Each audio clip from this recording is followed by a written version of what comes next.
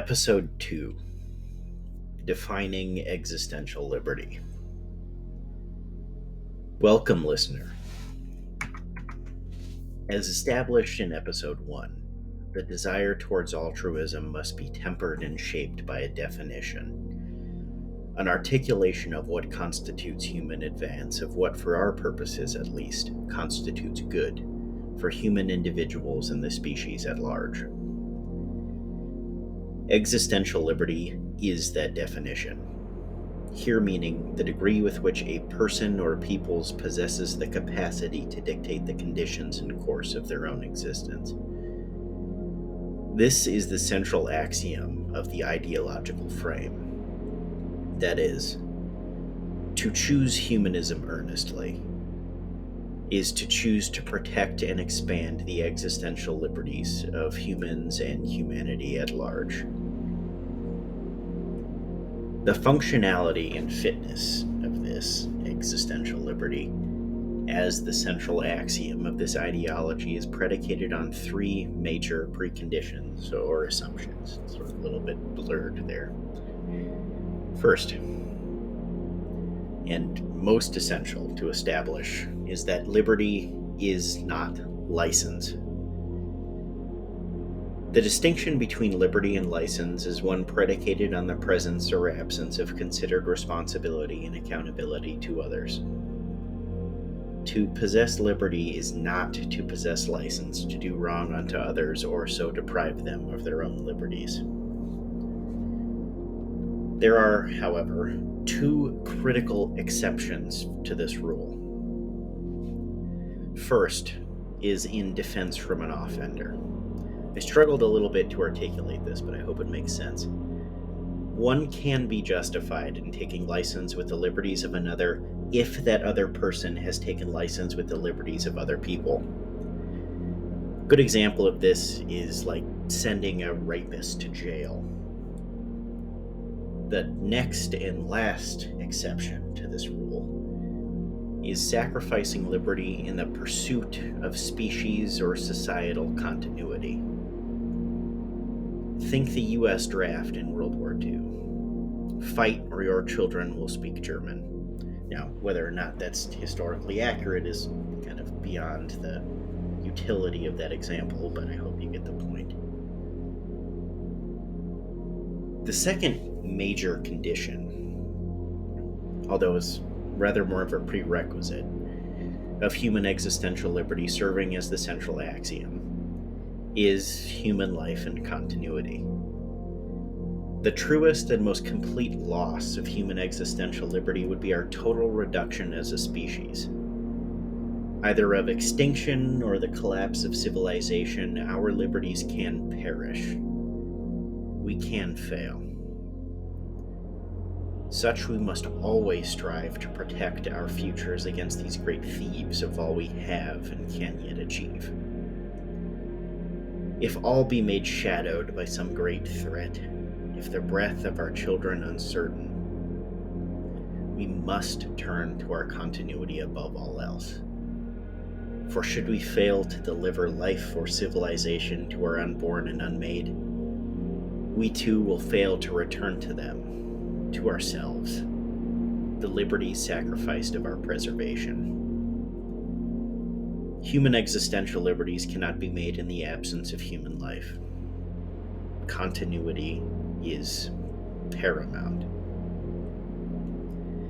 Before I move on to the third and final condition, I find it necessary to address the recent COVID-19 pandemic and provide a few moderating words on what qualifies as existential risk. In the early days of the pandemic, where information was short and many in the scientific community expected the worst, there may have been justification for things like lockdowns and other infringements on individual liberties.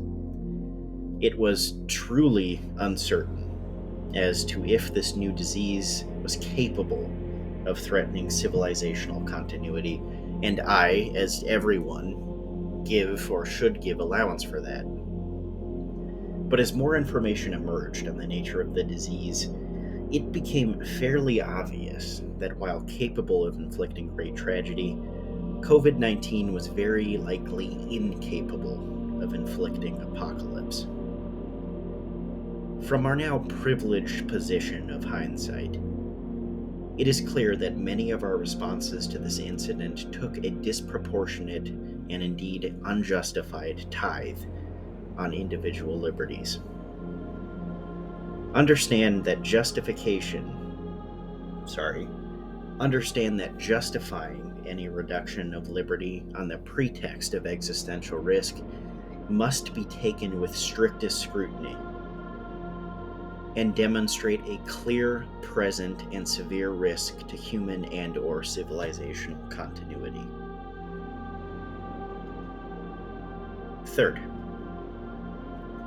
Now, this is third in the list of major conditions that qualify existential liberty as the central axiom of this ideological frame, just to be clear.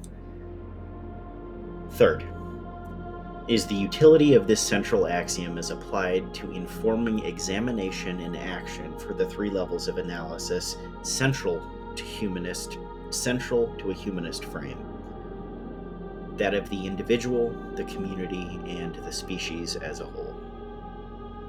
We'll take a moment to examine each level. At the individual level, existential liberty is perhaps most easily analyzed and understood. If you free a person from a failing organ, the crushing inexorability of flood, the chains of addiction, or financial destitution, you have given them a greater degree of freedom and agency with which to direct the course of their own life. The critical detail here is that you, the bringer of greater self-determination, the maximizer of choice, does not seek to tell another what to do with their newfound freedom. There have been many attempts to collectively define what the pursuit of goodness and happiness should be for all individuals in a society. This is perhaps the core of the utopian fallacy. To assume that a single vision permeates, or perhaps worse, should permeate the dreams and desires of all peoples, when in truth, all of us seek different conditions and prizes of life. Where the Stalinists told people, "Do not pray, and work as I tell you, and I will bring you salvation," the sober altruist must say, "Pray as you will, work as you will, and here are the tools to pursue your own dreams and aspirations." The beautiful, messy reality of us is that we are not all the same. One man's boring life is another man's paradise. Thus, the sober altruist must seek to expand the individual's capacity to dictate the conditions and course of their own existence, to deliver the means, but not to dictate the ends. The next level of analysis is that of community, which is here somewhat loosely described, but I don't believe there's a necessity to define it any more acutely. So community here can describe any group of people that can be reasonably described as such, from a small school, a recreational club, or a country at large, even as examples. The community's place in this ideological frame is defined foremost by its relationship to the individual. Communities are the ships upon which we build our lives, and so define, in no small part, the liberties and bondages for the people within them.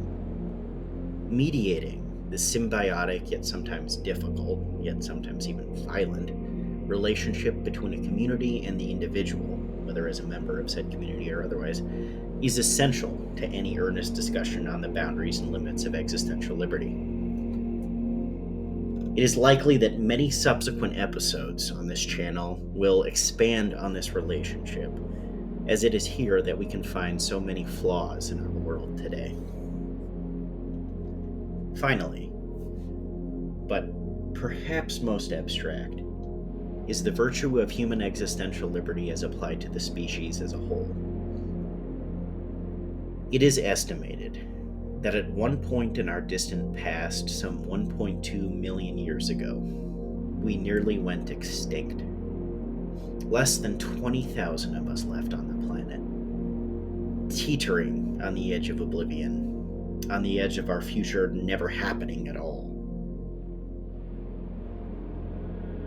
Just as those 20,000, just as every subsequent generation, we are the shoulders upon which the peoples of the future stand, fall, or will never be at all. Those countless generations before have won us elevations from the predations of night and lessened the lethality of scarcity. It is upon their shoulders that we stand as we are today. Similarly, our contributions to human continuity, elevations from scarcity, innovation, scientific discovery, cultural enlightenments, these are our gifts to the species, our gifts to the human future. These are how we blunt the limitations of mortality and elevate ourselves beyond the complete submission to the horrors and dictations of reality. A useful exercise to clarify this intergenerational and uniquely human quality is to look to the animal kingdom for comparison. When a shark, for example, is born, there are no books to help it make sense of the world, nor technologies to make subsistence easier. When a shark is born, it starts from zero. A member of a species doomed to rediscover the beauty and horrors of the world for the first time with every newborn pup for 450 million years and counting. When a new human is born, is thrown into the world, it is not thrown without mooring, without knowledge or technology. This person need not rediscover mathematics or the means of proper wound disinfection. This person does not start their struggle for being or understanding at zero. They start from where those who have came before left off. And just as those before us gifted the tools to better shape our own existence, we must work to improve and pass those tools to the next to carve of the human story. These three levels of analysis, the individual, the community, and the species, comprise a sort of ethical Russian nesting doll, wherein no one level can truly be analyzed separately, as they are all pieces of a contextual whole, concluding, but also beginning, at the existential liberty of the individual. To wrap this episode up, the will to generate human communities that prioritize the existential liberties of individuals necessarily allows for a world of diverse beliefs and traditions. But for such a world to manifest and endure, it must also demand of the individual a belief in the values that protect and expand those liberties. If you believe in anything, believe in this. Protecting and expanding the ability for humans to self-determine is an end worth fighting for, a value worth holding. Thank you for listening, and I leave you with this quote by Horace Mann from 1859, recently popularized by Neil deGrasse Tyson.